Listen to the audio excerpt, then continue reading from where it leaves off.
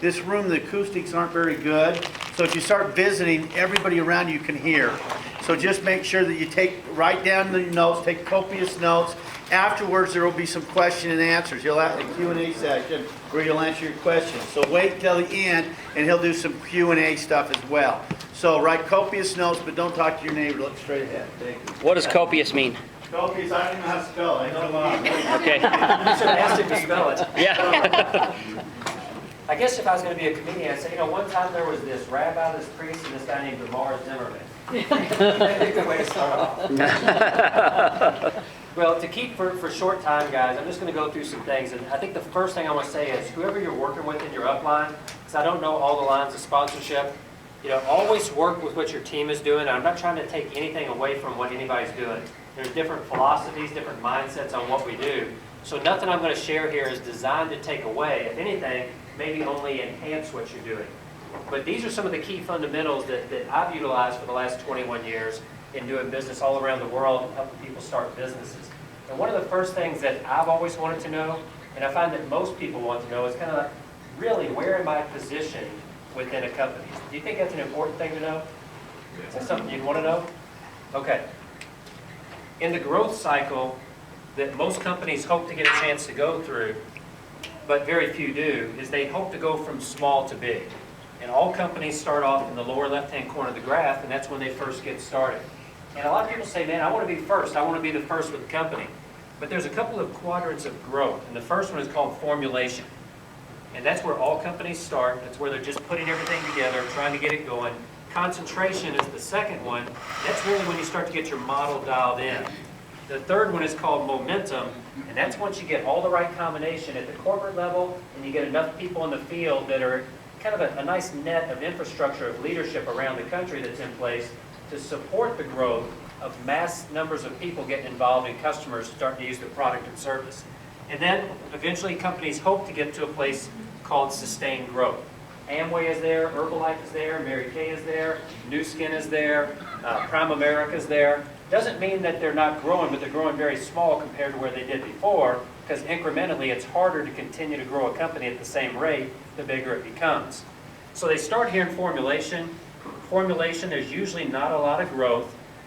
In the last recent years, we've seen some companies that have grown extremely fast. There's always a story behind the story. They go out and they pay people big money to bring big teams over, and they recruit entire teams. They do a lot of things. So I'm not talking about the anomaly. I'm not talking about the odd company out. I'm talking traditional companies you've seen that grow, start, and go long term. Because I think anybody wants to have a long-term opportunity. Once they get about 95% of the key things in place, they kind of enter into concentration. That means the core essence of what your company is all about, the base level of products, the functionality of delivering those products, the core leadership team of the company, that's kind of all in place. Then you start going through concentration, and the company starts to grow. Then eventually you hit a point called critical mass. Historically in our industry, when companies have hit $50 million in annualized revenue inside the United States, that's when the companies have started to go through momentum. To give you an example, Excel Telecommunications started in 1988, right here. In 1994, they did $31 million. Actually, 1994, they did $31 million. In 95, or actually 1994, they did 31 million. They did 1.4 billion, 504 million, 156 million, 31 million. So it was 93, 94, 95, 96 is the growth that they had. Most people, is there anybody that never heard of Excel Telecommunications? Anybody? A few of you. It was a long-distance multi-level marketing company that grew rapidly through the 90s. So $31 million, and then in that very next year, they had explosive growth. DeMarr and I joined the company right about, DeMarr, you started in 94, didn't you? Started in 94. So we both started in 94. We started right about in here when they were already in momentum. Now the interesting thing is, when they hit that mark and they exploded up to this growth, every single person that joined that company, every single person in the United States who joined the company to start a multi-level marketing business. That means they were approaching people about a way to make money. Send Out Cards is the first company in the history of network marketing that I've ever seen that right now, if you look at all the people that have come in the company, my personal belief is the company's right about there. Not from a revenue standpoint. From a revenue standpoint, we're here. But from an infrastructure standpoint, because of the 100,000 people that signed into the company as entrepreneurs, which means you can make money, about 80% of them are people that never signed in for the opportunity, other than maybe to make a little referral income. They're going to use it in their existing business, use it in their day-to-day life, and perhaps if a few people think it's kind of nice, or they kind of just casually tell them about it, they can make $120 and maybe make a little residual income. That's never happened in network marketing before.